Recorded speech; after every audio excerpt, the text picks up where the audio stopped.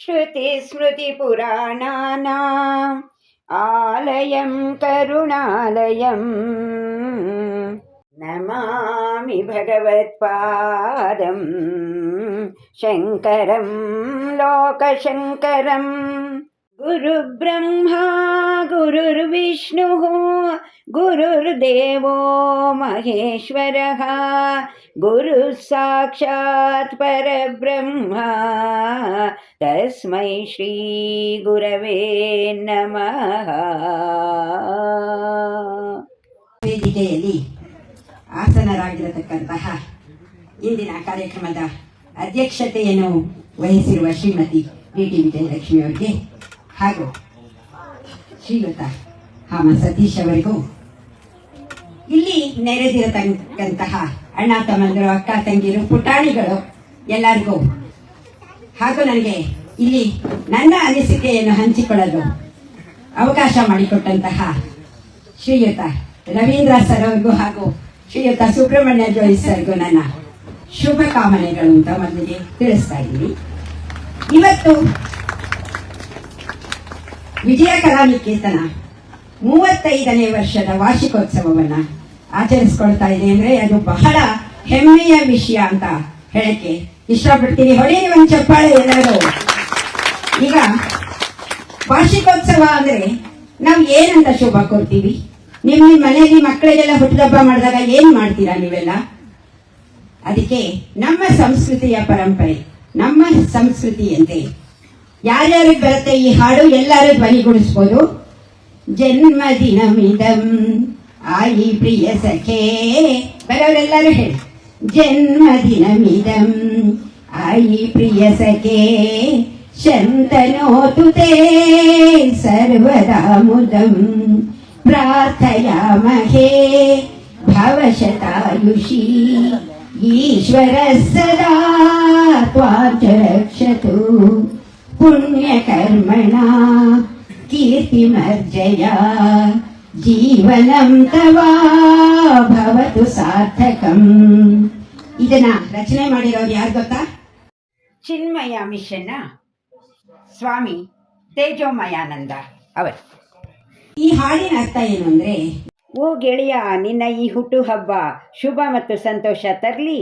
ನೀವು ಇದೇ ರೀತಿ 100 ಸುಂದರ ವರ್ಷಗಳ ಜೀವನವನ್ನು ಆನಂದಿಸಲಿ ಎಂದು ನಾವು ಪ್ರಾರ್ಥಿಸ್ತೇವೆ. ಭಗವಂತ ನಿಮ್ಮನ್ನು ಯಾವಾಗಲೂ ರಕ್ಷಿಸಲಿ.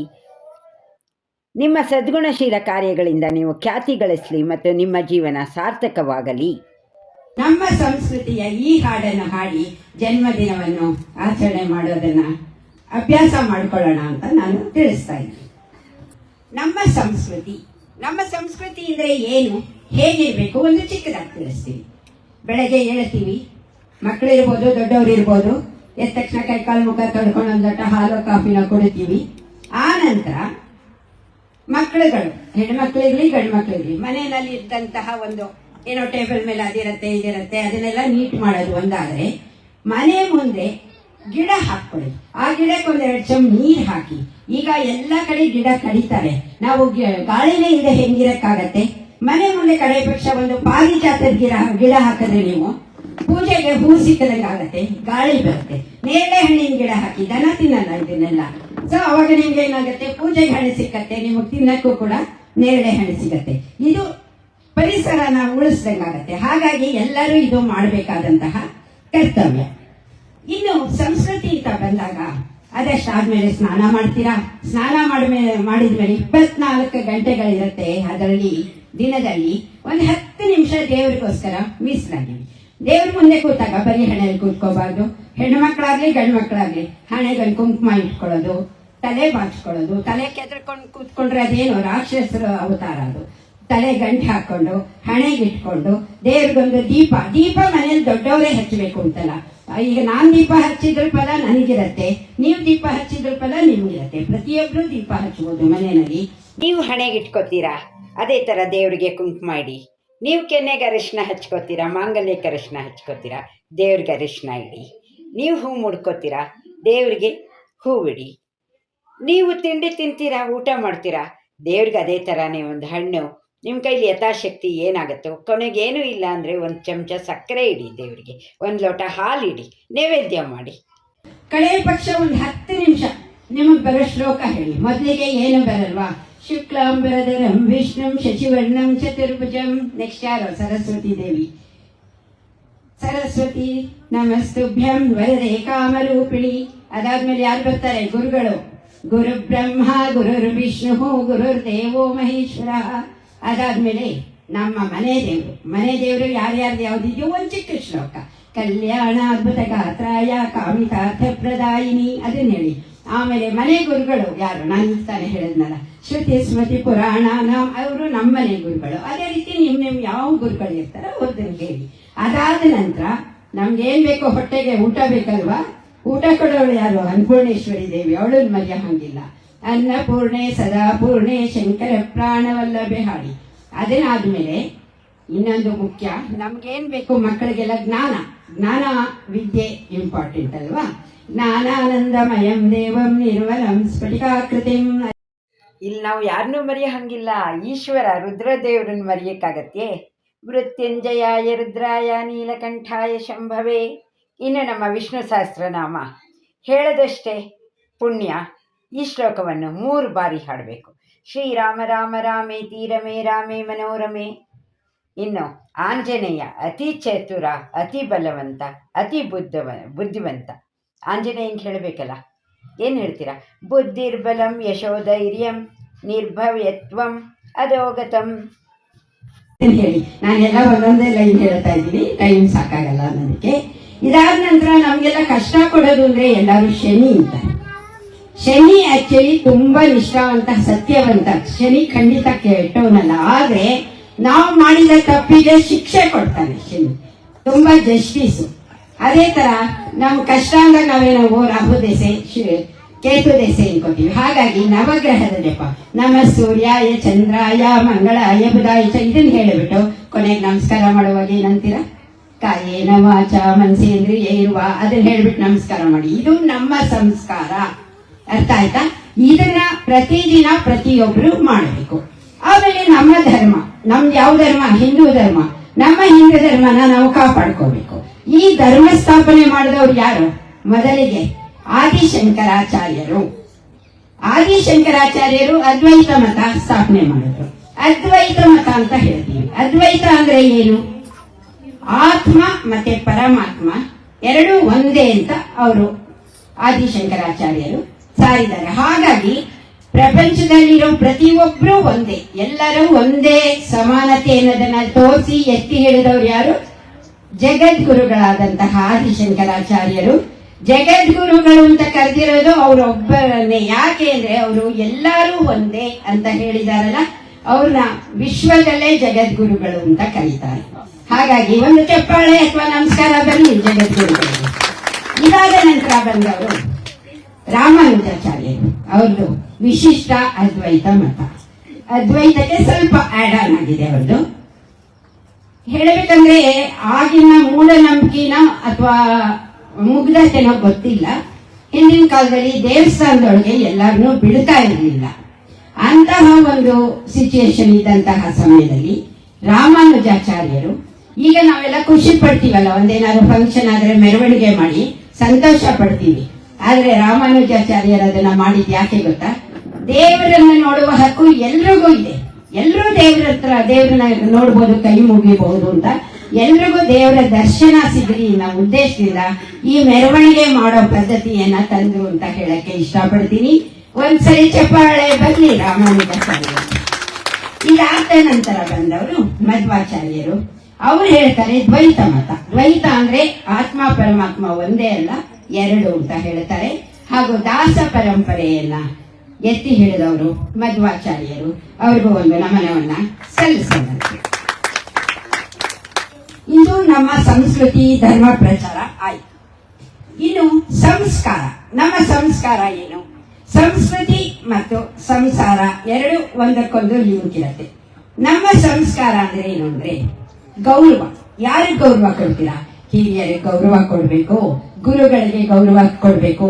ನಿಮ್ಗೆ ಟೀಚರ್ಸ್ ಇಷ್ಟು ಜನ ಮಕ್ಕಳಿದ್ದೀರಾ, ಎಲ್ಲಾರು ಹೊರಗಡೆ ಹೋಗಿರ್ತೀರಾ, ಅಲ್ಲೆಲ್ಲಾರು ನಿಮ್ ಟೀಚರ್ ಸಿಗ್ತಾರೆ. ಸಿಕ್ಕಾಗ ಏನ್ಬೇಕು? ನಮಸ್ಕಾರ ಮೇಡಮ್, ನಮಸ್ತೆ ಅನ್ನೋ ಪದ ಉಪಯೋಗಿಸಬಾರ್ದು. ಯಾಕೆ ಅಂದ್ರೆ ತೇ ಅಂದ್ರೆ ಸಿಂಗ್ಯುಲರ್, ಅದಕ್ಕೋಸ್ಕರ ನಮಸ್ಕಾರ ಅನ್ನೋದನ್ನೇ ಹೇಳಬೇಕು. ಹಾಗಾಗಿ ಟೀಚರ್ಸ್ಗೆ ನಮಸ್ಕಾರ ಮಾಡಬೇಕು. ದೊಡ್ಡವರು ಕುರ್ಚಿ ಕೆಳಗಡೆ ಹಿಂಗೆ ನೆಲದ ಮೇಲೆ ಕೂತಿದ್ರೆ ಮಕ್ಕಳೋಗಿ ಕುರ್ಚಿ ಮೇಲೆ ಕೂತ್ಕೊಳ್ಳೋದು, ಇದೆಲ್ಲ ಗೌರವ ಕಮ್ಮಿ. ಗೌರವ ಅನ್ನೋದನ್ನ ಕೊಟ್ಟು ತಗೋಬೇಕು. ದೊಡ್ಡವರಿಗೆ ಎಲ್ಲರೂ ಗೌರವ ಕೊಡೋದು ನಮ್ಮ ಸಂಸ್ಕಾರ. ನಮ್ಮ ಸಂಸ್ಕಾರದ ಜೊತೆ ನಮ್ಮ ಡ್ರೆಸ್ ಕೂಡ ಇನ್ವಾಲ್ವ್ ಆಗತ್ತೆ. ನಮ್ಮ ದೇಶದಲ್ಲಿ ವಿವಿಧ ಭಾಷೆಗಳಿದೆ, ವಿವಿಧ ರಾಜ್ಯಗಳಿದೆ. ರಾಜ್ಯಗಳಲ್ಲಿ ಒಂದೊಂದು ರಾಜ್ಯದಲ್ಲಿ ಒಂದೊಂದು ತರ ಡ್ರೆಸ್ ಕೋಡ್ ಇದೆ, ಅದೆಲ್ಲ ಸಂಸ್ಕಾರವಾಗೇ ಇದೆ. ನಮ್ಮ ಕರ್ನಾಟಕದ ನಮ್ಮ ಮೈಸೂರಿನಲ್ಲಿ ಉಡುವಂತಹ ಸೀರೆ ರವಿಕೆ ಅದು ನಮ್ಮ ಸಂಸ್ಕಾರ ತೋರಿಸುತ್ತೆ. ನೀವು ಸೀರೆ ಉಟ್ಕೊಂಡು, ನನಗೆ ಒಂದು ಉದಾಹರಣೆ, ನಾನು ಜರ್ಮನಿಗೆ ಹೋಗಿದ್ದೆ. ನಾನು ಯಾವಾಗಲೂ ಹಿಂಗೆ ಸೀರೆ ಉಟ್ಕೊಂಡೇ ಹೋಗ್ತೀನಿ. ಅಲ್ಲಿ ಹೋದವರು ಇಂಡಿಯಾ ಅಂದ್ರು. Yes, I am from Bharat ಅಂತ ಹೇಳಿದೆ ನಾನು ಅವ್ರಿಗೆ. ಭಾರತ ಅನ್ನೋದು ಎಷ್ಟು ಹೆಮ್ಮೆ ಅಲ್ವಾ? ಭಾರತ ಅನ್ನೋ ಹೆಸರೇ ಒಂದು ಎಷ್ಟು ಸಾಂಪ್ರದಾಯಿಕವಾಗಿದೆ, ಭಕ್ತಿಪೂರ್ವಕವಾಗಿದೆ. ಹಾಗಾಗಿ ನಾನು ಭಾರತ ಅಂದೆ. ಅಂದ್ರೆ ನಮ್ಮನ್ನ ನಮ್ಮ ಡ್ರೆಸ್ ಕೋಡ್ ನೋಡಿ ಗುರುತಿಸ್ತಾರೆ. ನಾವೆಲ್ಲೋದ್ರು ನಾವು ಭಾರತ ದೇಶದಲ್ಲೇ ನಾವು ಡೆಲ್ಲಿಗೆ ಹೋಗಿ ನಾವೇನಾದ್ರು ಈ ತರ ಹೋದ್ರೆ ಅವರು ಅದೇ ಕೇಳ್ತಾರೆ, ಬೆಂಗಳೂರಿನವರ ಅಂತ ಕೇಳ್ತಾರೆ ಅಲ್ವಾ? ಅದರಿಂದ ನಮ್ಮ ಸಂಸ್ಕಾರವನ್ನ ನಾವು ಕಾಪಾಡ್ಕೋಬೇಕು. ಆಮೇಲೆ ಮನೆಗೆ ಯಾರು ಬರ್ತಾರೆ, ಬಂದವ್ರಿಗೊಂದು ಅರಿಶಿನ ಕುಂಕುಮ ಕೊಡೋದು, ಅವ್ರನ್ನ ಬಂದಾಗ ಬನ್ನಿ ಅಂತ ಸ್ವಾಗತ ಮಾಡೋದು, ಅವ್ರು ಹೊರಟಾಗ ಅವ್ರನ್ನ ಒಂದು ಗೇಟ್ ತನಕ ಹೋಗಿ ಬೀಳ್ಕೊಡೋದು, ಇದು ನಮ್ಮ ಸಂಪ್ರದಾಯ. ಇನ್ನು ಬಾಗಿಲಿಂದ ಹೆಜ್ಜೆ ಆಚೆ ಇಡುವಾಗಲೇ ಬಾಗಿಲು ಹಾಕೋತಾರೆ. ದಯವಿಟ್ಟು ಅಂತದೆಲ್ಲ ಮಾಡ್ಬೇಕು. ಆಮೇಲೆ ಇನ್ನೊಂದು ಪೂಜೆ ಪುನಸ್ಕಾರಕ್ಕೆ ಕರೀತಾರೆ, ಅರಿಶಿನ ಕುಂಕುಮಕ್ಕೆ ಅಥವಾ ಸತ್ಯನಾರಾಯಣ ಪೂಜೆ. ಸತ್ಯನಾರಾಯಣ ಪೂಜೆ ಅಂದ್ರೆ ದೇವರು. ಆ ದೇವ್ರ ಹತ್ರ ಹೋಗ್ಬೇಕಾದ್ರೆ ನಮ್ಮ ಸಂಸ್ಕೃತಿಯಂತೆ ನಾವು ಹೋಗ್ಬೇಕು. ಬೋಳಹಳೆ ಬೋಳಗೈ ಮಿಡ್ಡೆ ಹಾಕೊಂಡು ಹೋಗೋ ಇದು ನಮ್ಮ ಕಲ್ಚರ ಖಂಡಿತ ಅಲ್ಲ. ದೇವ್ರ ಕಡೆ ಹೆಂಗ್ ಹೋಗ್ಬೇಕು ಹಂಗೆ ಹೋಗ್ಬೇಕು. ಅದನ್ನ ದಯವಿಟ್ಟು ಎಲ್ಲರೂ ಪಾಲಿಸಬೇಕು ಅಂತ ನಾನು ಒಂದು ಚಿಕ್ಕದಾಗಿ ಕೇಳ್ಕೊತಾ ಇದ್ದೀನಿ. ಇನ್ನು ನಮ್ಮ ದೇಶ ಭಾರತ ದೇಶ ಹಿಂದೂ ದೇಶ, ಹಿಂದೂಸ್ತಾನ. ನಮ್ಮ ದೇಶವನ್ನ ನಾವು ರಕ್ಷಣೆ ಮಾಡಬೇಕು. ಹೇಗ್ ಮಾಡಬೇಕು ರಕ್ಷಣೆ? ಭಾರತೀಯರು ನಾವು ಎಂದೆಂದು ಒಂದೇ, ಭಾವೈಕ್ಯದಲ್ಲಿ ಕೂಡಿ ನಡೆಯುವೆವು ಮುಂದೆ. ನಮ್ಮ ಮನೆ ಅಂತ ಬಂದಾಗ ನಾವು ಮನೆಗೆ ಸಪೋರ್ಟಿವ್ ಆಗಿರ್ಬೇಕು. ನಮ್ಮ ಊರು ಅಂತ ಬಂದಾಗ ಊರಿಗೆ ಬಲವಾಗಿ ನಿಲ್ಬೇಕು. ಅದೇ ತರ ನಮ್ಮ ದೇಶ ಅಂತ ಬಂದಾಗ ಹೆದರಬಾರ್ದು. ಯಾರೋ ನೋಡ್ಕೋತಾರೆ ಅಂತ ನಾವು ಮನೆ ಕಿಟಕಿಯಿಂದ ನೋಡೋದಲ್ಲ. ನಮ್ಮ ಕೈಲಾಗಿದ್ದನ್ನ ನಾವು ಪ್ರತಿಯೊಬ್ರು ದೇಶಕ್ಕಾಗಿ ನಾವು ದುಡಿಬೇಕು. ದೇಶದಲ್ಲಿ ದುಡಿಯೋರಿಗೆ ನಾವು ಸಪೋರ್ಟ್ ಮಾಡಬೇಕು. ಆಮೇಲೆ ನಮ್ಮ ದೇಶ ಕೀಳರಿಮೆ ಅಂತ ಯಾರು ಅನ್ಕೋಬೇಡಿ. ಭಾರತ ಹೆಮ್ಮೆಯ ದೇಶ, ಭಾರತಾಂಬೆ ಹೆಮ್ಮೆಯ ಮಾತೆ. ಹಿಂದೂಸ್ತಾನವು ಎಂದು ಮರೆಯದ ಭಾರತ ರತ್ನವು ನೀನಾಗು. ಮಕ್ಕಳಿಗೆ ದೇಶಭಕ್ತಿ ಗೀತೆಗಳನ್ನ ಹೇಳಿಕೊಡಿ ದಯವಿಟ್ಟು. ಭಜನೆ ಹೇಳ್ಕೊಡ್ತೀವಿ, ಹಾಡಿನ ಜೊತೆಗೆ ದೇಶಭಕ್ತಿ ಗೀತೆಗಳನ್ನ ಹೇಳ್ಕೊಡೋದ್ರಿಂದ ಅವ್ರಿಗೆ ನಮ್ಮ ದೇಶದ ಬಗ್ಗೆ ಅಭಿಮಾನ ಮೂಡುತ್ತೆ. ಅದಕ್ಕೋಸ್ಕರ ದಯವಿಟ್ಟು ಎಲ್ಲರೂ ದೇಶಭಕ್ತಿ ಗೀತೆಗಳನ್ನ ಹೇಳಿಕೊಡಿ. ಆಮೇಲೆ ಈ ದೇಶ ಭಕ್ತಿ ಅನ್ನುವಂತಹ ಕಡೆನಲ್ಲಿ ನಾವಿವತ್ತಿಷ್ಟು ಸಂತೋಷವಾಗಿದ್ದೀವಿ, ಖುಷಿಯಾಗಿರ್ತೀವಿ, ಫಂಕ್ಷನ್ಗಳು ಮಾಡ್ತೀವಿ, ಎಲ್ಲರನ್ನೂ ಕರಿತೀವಿ. ಆದ್ರೆ ನಾವು ಇಷ್ಟೆಲ್ಲ ಹಿಂಗಿರ್ಬೇಕಾದ್ರೆ ಕಾರಣ ಯಾರು? ನಮ್ಮ ದೇಶದ ಗಡಿಯಲ್ಲಿ ಕಾಯುತ್ತಿರುವ ಸೈನಿಕರು. ಆ ಸೈನಿಕರಿಗೆ, ಯೋಧರಿಗೆ ನಾವೇನ್ ಮಾಡ್ತೀವಿ? ಎಲ್ಲರೂ ನೋಡಿದ್ರೆ ಓಂ ಶಾಂತಿ ಅಂತ ಬರೀಬಹುದೇ ಅಷ್ಟೇ ಹೊರತಾಗಿ ನಾವಿನ್ನೇನು ಮಾಡಲ್ಲ. ಅದರಿಂದ ನಮ್ಮ ಒಂದು ದೇಶಭಕ್ತಿಗೋಸ್ಕರ ವರ್ಷದಲ್ಲಿ ಒಂದ್ ದಿವಸ ಅಥವಾ ತಿಂಗಳಲ್ಲಿ ಒಂದ್ ದಿವಸ ನಿಮ್ಮ ಅನಿಸಿಕೆಯ ಪ್ರಕಾರ ಕಡೆ ಪಕ್ಷ ವರ್ಷದಲ್ಲಿ ಒಂದ್ ದಿವಸ ದೇವ್ರ ಮುಂದೆ ನಮ್ಮ ಸೈನಿಕರಿಗೋಸ್ಕರ ತುಪ್ಪ ದೀಪ ಹಚ್ಚಿ, ಇದೇ ನಾವು ಅವ್ರಿಗೆ ಮಾಡುವ ಒಂದು ಸಂಕೇತ ಅಂತ ಹೇಳ್ತೀವಿ. ದಯವಿಟ್ಟು ಇದನ್ನ ನಾವು ಪರಿಪಾಲಿಸಬೇಕು. ಯೋಧರಿಗೆ ಒಂದ್ ದಿವಸ ಕೈ ಮುಗಿಬೇಕು. ನಾವಿವತ್ತೇ ಸಂತೋಷವಾಗಿದ್ದೀವಿ. ಹಿಂದಿನ ಕಾಲದಲ್ಲಿ 8-10 ಮಕ್ಕಳಿರೋರು, ಒಬ್ಬ ಮಗ ಅತಿ ಬುದ್ಧಿವಂತ ಆದ್ರೆ ಒಬ್ಬ ಅತಿ ದಡ್ಡ, ಒಬ್ಬಂಗೆ ಆರೋಗ್ಯ ಇರ್ತಾ ಇರ್ಲಿಲ್ಲ, ಒಬ್ಬ ಸರಿಯಾಗೇ ಇರ್ತಾ ಇರ್ಲಿಲ್ಲ. ಹಂಗೆಲ್ಲ ಇರೋದು. ತಂದೆ ತಾಯಿಗೆ ಆ ಸರಿಯಾಗಿ ಒಬ್ಬ ಮಗ ಇರೋನು. ಆದ್ರೆ ಈಗ ಇರೋದೇ ಒಬ್ರು ಇಬ್ರು ಮಕ್ಕಳು. ಅಂತ ಮಕ್ಕಳನ್ನ ದೇಶ ಕಾಯಕ್ಕೆ ಕಳಿಸ್ಬೇಕಾದ್ರೆ ಆ ತಂದೆ ತಾಯಿಗೆ ನಿಜವಾಗ್ಲೂ ಯಾವ ಮನೋಭಾವ ಇರತ್ತೆ ಯೋಚನೆ ಮಾಡಿ. ಈಗ ಬಾವಿ ಇದೆ, ನಾವು ಗೊತ್ತಿಲ್ಲದೆ ಬಿದ್ದು ಬಿಡೋದು ಬೇರೆ. ನಾವು ಬಾವಿ ಬೀಳ್ತೀನೇನೋ ಅನ್ನುವಾಗ ನಮ್ಮ ಮೈಂಡ್ ಹೆಂಗಿರತ್ತೆ ಯೋಚನೆ ಮಾಡ್ಕೊಳ್ಳಿ, ಆ ಟೆನ್ಷನ್. ಹಾಗೆ ಇರೋ ಒಬ್ರು ಮಕ್ಕಳು ಇಬ್ರು ಮಕ್ಕಳನ್ನ ನಮ್ಮ ಮಡಿಕೇರಿಯಲ್ಲಿ ಇರ್ಬೋದು, ಇಂತಹ ಬಹಳ ಜಾಗಗಳಲ್ಲಿ ದೇಶದ ರಕ್ಷಣೆ ಕಳಿಸ್ತೀವಿ ಅಂತ ಕಳಿಸ್ತಾರಲ್ಲ ತಂದೆ ತಾಯಿಗಳ ಮನೋಭಾವ ಹೇಗಿರ್ಬೋದು ಒಂದ್ಸಲಿ ಚಪ್ಪಾಳೆ ಹೊಡೀರಿ ಅಂತ ಇದಿಷ್ಟು ಕೆಲವೊಂದು ಮಾಹಿತಿಗಳನ್ನು ಕೊಟ್ಟೆ. ಇನ್ನು ಜನರಲ್ ಆಗಿ ನನಗನ್ಸಿದ್ದನ್ನ ಕೆಲವು ನಾನು ಹೇಳ್ತೀನಿ. ದಯವಿಟ್ಟು ನಾವೆಲ್ಲರೂ ನಮ್ಮ ಹಿಂದೂ ಸಮಾಜ ಉಳಿಸ್ಕೊಳ್ಳೋದಕ್ಕೆ ನಾವು ಪ್ರಯತ್ನ ಪಡಬೇಕು. ಕಷ್ಟಪಟ್ರೆ ಅಂತವ್ರಿಗೆ ಸಹಾಯ ಮಾಡಬೇಕು. ನಮ್ಮ ಅಕ್ಕಪಕ್ಕದಲ್ಲಿ ಒಂದು ಮಗು ಸ್ಕೂಲ್ಗೆ ಹೋಗಕ್ಕೆ, ಇದೊಂದು ಉದಾಹರಣೆ ಕೊಡ್ತೀನಿ. ಹೀಗೆ ಮಗು ಸ್ಕೂಲ್ಗೆ ಹೋಗಿರ್ಲಿಲ್ಲ, ಪಕ್ಕದ ಮನೆಯವ್ರು ಕೇಳ್ತಾರೆ ಯಾಕಮ್ಮ ಸ್ಕೂಲ್ಗೆ ಹೋಗಿಲ್ಲ ಅಂತ. ನನಗೆ ಸ್ಕೂಲಿಗೆ ಫೀಸ್ ಕಟ್ಟಕ್ಕೆ ಇಷ್ಟ ಆಗ್ಲಿಲ್ಲ ಅಂತ. ಇದೀಗಲ್ಲ, ಹಳೇದು. ಆಗ ಎಷ್ಟು ಗೊತ್ತಾ SLCಗೆ ಫೀಸು? 5 ರೂಪಾಯಿ. ಅದು ಅವಾಗ ಅವ್ರು ಏನ್ ಮಾಡ್ತಾರೆ, ಪಕ್ಕದಲ್ಲಿದ್ದವರು ತಮ್ಮ ಜೋಬ ಕೈ ಹಾಕಿ ಆ ಮಗು ಕೈಗೆ ಆ ದುಡ್ಡು ಇಡ್ತಾರೆ. 15 ರೂಪಾಯಿ ಇರುತ್ತೆ. ಆ ಮಗು ಸ್ಕೂಲ್ SLC ಫೀಸ್ ಕಟ್ಟಿ ಎಕ್ಸಾಮ್ ಬಂದು ಪಾಸ್ ಆಗಿರ್ತಾರೆ. ಎಷ್ಟೋ ದಿವಸ ಆಗತ್ತೆ, ಇವ್ರಿಗೆ ಗೊತ್ತಿರೋದಿಲ್ಲ. ಇವ್ರು ಆಮೇಲೆ ಎಷ್ಟೋ ದಿವಸ ಆದ್ಮೇಲೆ ಒಂದ್ ದಿವಸ ಸಿಕ್ತಾಗ ಓಡ್ ಬಂದು ಅಂಕಲ್ ಅಂತ ಮಾತಾಡಿಸ್ತಾಳೆ. ಅವಳು ಏನು ಅಂದ್ರೆ, ಅಂಕಲ್ ಅಲ್ಲ ಅಣ್ಣ ಅಂತಾನೆ ಮಾತಾಡಿಸ್ತಾಳೆ. ಏನು ಅಂದ್ರೆ, ಅವಳು ಒಳ್ಳೆ ನಂಬರ್ ತಗೊಂಡು ಬ್ಯಾಂಕ್ ಅಲ್ಲಿ ಕೆಲಸದಲ್ಲಿ ಇರ್ತಾಳೆ. ನೀವತ್ತು ನಂಗೆ 5 ರೂಪಾಯಿ ಕೊಟ್ಟಿದ್ದೀರಿ ನೋಡಿ, ನಾನು ಇವತ್ತು ಈ ಪರಿಸ್ಥಿತಿನಲ್ಲಿದ್ದೀನಿ ಅಂತ ಹೇಳ್ತಾಳೆ. ಅಂದ್ರೆ ಅವ್ರು ಮಾಡಿದ್ದನ್ನು ಹೇಳಿದ್ಲು ಅನ್ನೋಕ್ಕಿಂತ ಒಂದು ಅವಳು ಗ್ರಾಟಿಟ್ಯೂಡ್ ಇಟ್ಕೊಂಡಿರೋದು, ಒಂದು ಆ ಮಗುಗೊಂದು ಭವಿಷ್ಯ ಉಜ್ವಲ ಆಯ್ತಲ್ವಾ ಅದು. ಹಾಗಾಗಿ ನಾನು ಕಂಚಿ ಸೀರೆ ಎಷ್ಟು ಬೇಕಾದ್ರೂ ತಗೋಬಹುದು, ಒಡವೆ ಎಷ್ಟು ಬೇಕಾದ್ರೂ ತಗೋಬಹುದು. ಪಕ್ಕದ ಮನೇಲಿ ಹೊಟ್ಟೆಗಿಲ್ಲ ಅನ್ನೋ ಮಗುವಂತೂ ತನ್ನ ಹಾಕಿದ್ರೆ ಅದ್ರ ಬಾಳು ಬೆಳಗತ್ತಲ್ವಾ, ಅದು ಒಂದು ಬಾಳು ಕಟ್ಕೊಳಕ್ಕಾಗತ್ತಲ್ವಾ. ಇಂತಹದನ್ನ ನಾವು ರೂಢಿಸ್ಕೋಬೇಕು. ಇದು ನಮ್ಮ ಸಂಸ್ಕಾರ. ನಾವು ಬೆಳೆಯೋದ್ರ ಜೊತೆಗೆ ನಮ್ಮ ಅಕ್ಕಪಕ್ಕದಲ್ಲಿರೋರ್ನು ನಾವು ಬೆಳೆಸಬೇಕು. ಅವ್ರಿಗೂ ಒಂದು ಬದುಕಕ್ಕೆ ಅವಕಾಶ ಬೇಕು. ದುಡ್ಡೇನು ಇವತ್ತು ಬರುತ್ತೆ, ನಾಳೆ ಹೋಗುತ್ತೆ, ಹೌದಾ? ಆದ್ರೆ ನಾವು ಮಾಡಿದ ಒಂದು ವ್ಯಕ್ತಿತ್ವದಿಂದ ಒಂದು ಮಗು ಜೀವನ ರೂಪಿಸ್ತು ಅಂದ್ರೆ ಅದೆಂತ ಹೆಮ್ಮೆಯ ವಿಷಯ ಅಲ್ವಾ ಹೇಳಿದ್ದು. ಹಾಗಾಗಿ ದಯವಿಟ್ಟು ಯಾರು ದುಡ್ಡು ಬೇಕು ಇಲ್ಲ ಅಂತಲ್ಲ, ಎಷ್ಟು ಬೇಕೋ ಅಷ್ಟು ಬೇಕು. ನಾ ಎಲ್ಲ ಬೇಕು ಅಂತಲ್ಲ, ಮಕ್ಕಳನ್ನು ಓದ್ಸಕ್ ಬೇಕು ನಿಜ. ನಾವು ಎಕರೆಗಟ್ಟಲೆ ಇಟ್ಕೊಂಡು ಏನು ಮಾಡ್ತೀವಿ, ಅದನ್ನು ಹೊತ್ಕೊಂಡು ಹೋಗ್ತೀವ? ಖಂಡಿತ ಇಲ್ಲ. ಕಷ್ಟದಲ್ಲಿರೋರಿಗೆ ಸಹಾಯ ಮಾಡಿ. ಮನೆ ಬಾಗಿಲಿಗೆ ಹೂ ಮಾರಕ್ ಬರ್ತಾರೆ, ಅವ್ರ ಹತ್ರ ನಾವು ಹೂ ತಗೋತೀವಿ ಅಂದ್ರೆ ಅದು ವೇಸ್ಟ್ ಅನ್ಕೋಬಾರ್ದು. ನಾನು ಅವಳ ಹತ್ರ ಮಳ ಹೂ ತಗೊಂಡ್ರೆ ಅವಳಿಗೆ ಅದು ಒಂದು ಜೀವನಕ್ಕೆ ದಾರಿ ಆದಂಗ ಆಯ್ತಲ್ಲ, ಅದನ್ನ ರೂಢಿಸ್ಕೊಳ್ಳಿ. ತರಕಾರಿಯವರು ಬರ್ತಾರೆ, ಮನೇಲಿ ತರಕಾರಿ ಇದ್ರೂ ತಗೋಬೇಕು. ಯಾಕೆ ಅಂದ್ರೆ ಪಾಪ ರೈತರು ಎಷ್ಟು ಕಷ್ಟಪಟ್ಟು ಬೆಳೀತಾರೆ, ಅವ್ರಿಗೊಂದು ಜೀವನಕ್ಕಾಗತ್ತಲ್ವಾ. ಇದನ್ನೆಲ್ಲ ನಾವು ರೂಢಿಸ್ಕೋಬೇಕು. ಯಾವ್ದಾದ್ರು ದೇವಸ್ಥಾನಕ್ಕೆ ಹೋಗ್ತೀವಿ, ಅಲ್ಲಿ ಊಟದ ವ್ಯವಸ್ಥೆ ಇರತ್ತೆ. ಆದರೆ ಇದು ನಮ್ಮ ಯಜಮಾನರು, ನಮ್ಮ ತಂದೆ ನನಗೆ ಕಲಿಸ್ಕೊಟ್ಟಿರೋ ಪಾಠ ಏನು ಅಂದರೆ, ನೀನು ಊಟ ಮಾಡ್ತೀಯ, ಒಂದು ಊಟಕ್ಕೆ ಕಡೇ ಪಕ್ಷ 100-120 ರೂಪಾಯಿ ಇರುತ್ತೆ. ಕಡೇ ಪಕ್ಷ ಹೇಳಿದ್ದು. ಅದರ ಜೊತೆ ಇನ್ನೊಂದು 100-120 ಸೇರಿಸು. ಅವಾಗ ನೀನು ಅಲ್ಲಿ ಹಾಕಿದಾಗ ನಿಂದು ಊಟದ ಜೊತೆ ಇನ್ನೊಬ್ರು ಊಟ ಕಳೆಯತ್ತಲ್ವಾ. ಅವಾಗ ಆ ಸಂಘ ಸಂಸ್ಥೆ ಇರ್ಬೋದು, ದೇವಸ್ಥಾನ ಇರ್ಬೋದು, ಅದು ಬೆಳೆಯತ್ತೆ ಅಲ್ವಾ. ಅದನ್ನು ನಾವು ರೂಢಿಸ್ಕೊಂಡು ಬರಬೇಕು ಅನ್ನೋದನ್ನು ಒಂದು ಎಲ್ಲರೂ ತಿಳ್ಕೋಬೇಕು. ದಯವಿಟ್ಟು ಎಲ್ಲೇ ಹೋಗಿ ಊಟ ಮಾಡಿ, ನಿಮ್ಮ ಊಟದ ಜೊತೆಗೆ ಇನ್ನೊಂದು ಊಟಕ್ಕೆ ಸೇರಿಸಿ ಆ ಹುಂಡಿಗೋ ಎಲ್ಲಿಗೆ ಹಾಕ್ತಿರೋ ಅದನ್ನು ಕೊಡಿ. ಅದು ಮಿನಿಮಮ್ ನಾನು ಹೇಳಿದ್ದು. ಹೆಚ್ಚಿಗೆ ಎಷ್ಟು ಬೇಕಾದ್ರೂ ಕೊಡಬಹುದು. ಕಡೇ ಪಕ್ಷ ನಮ್ಮ ಊಟದ ದುಡ್ಡು ಇನ್ನೊಂದು ಊಟದ ದುಡ್ಡನ್ನಾರು ಹಾಕಬೇಕು ದೇವಸ್ಥಾನಗಳಿಗೆ ಹೋದಾಗ. ಪ್ರತಿಯೊಬ್ಬರನ್ನು ನಾವು ಗೌರವಿಸ್ಬೇಕು.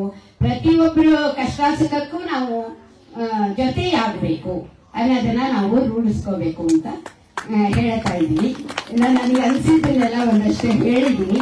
ಆದಷ್ಟು ಭಜನೆ, ಹಾಡು, ನಮ್ಮ ಸಂಸ್ಕಾರ ಸಂಸ್ಕೃತಿಯನ್ನ ಬೆಳೆಸೋಣ. ಇಲ್ಲ ಅಂದ್ರೆ ಈಗಿರೋ ಪರಿಸ್ಥಿತಿನಲ್ಲಿ ನಾನು ಈ ಮಾತು ಹೇಳ್ಬೋದೋ ಇಲ್ವೋ ಗೊತ್ತಿಲ್ಲ. ನೀನೊಂದು 25 ವರ್ಷ 50 ವರ್ಷ ಹೋದ್ರೆ ಹಿಂದೂಗಳೇ ಇಲ್ದಂಗೆ ಆಗೋಗ್ಬಿಡತ್ತೆ.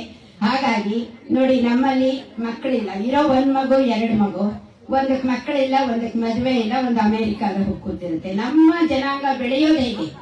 ಕೊನೆಗೆ ಮಕ್ಕಳೇ ಬೇಡ ಅನ್ನೋಂಥವ್ರು ಮಗುನ್ ದತ್ತು ತಗೊಂಡು ಬೆಳೆಸಿ, ಅದು ನಮ್ಮ ಜನಾಂಗಕ್ಕೆ ಸೇರತ್ತೆ ಅಂತ ಹೇಳಕ್ ಇಷ್ಟಪಡ್ತೀನಿ.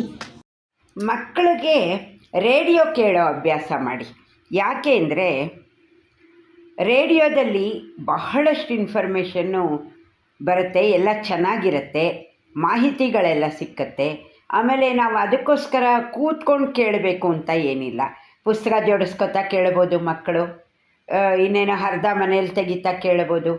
ರೇಡಿಯೋ ಬಹಳ ಉಪಯೋಗ ಇದೆ. ಅದಕ್ಕೋಸ್ಕರ ನಾವು ಕೂತ್ಕೊಂಡು ಕಾಲಹರಣ ಮಾಡೋಗೋದಿಲ್ಲ. ಟಿ ವಿ ನೋಡ್ತೀವಿ ಅಂದಾಗ ನಾವು ಕೂತ್ಕೊಂಡು ನೋಡಬೇಕಾಗತ್ತೆ. ರೇಡಿಯೋ ಹಾಗಲ್ಲ. ರೇಡಿಯೋದಲ್ಲಿ ಬೆಳಗ್ಗೆ 5:30 ಶುರುವಾಗುತ್ತೆ. ಎಷ್ಟು ಒಳ್ಳೊಳ್ಳೆ ಕಾರ್ಯಕ್ರಮಗಳಿರುತ್ತೆ. ಆಮೇಲೆ ಊರಿನಲ್ಲಿ ನಡೆಯೋ ಪ್ರತಿಯೊಂದು ವಿಷಯನೂ ತಿಳಿಯುತ್ತೆ. ಹಾಗಾಗಿ ರೇಡಿಯೋ ಕೇಳೋ ಅಭ್ಯಾಸನ ಮಕ್ಕಳಿಗೆ ಅಥವಾ ದೊಡ್ಡವರು ಅಭ್ಯಾಸ ಮಾಡ್ಕೊಳ್ಳಿ ಅಂತ ತಿಳಿಸ್ತಾ ಇದ್ದೀನಿ.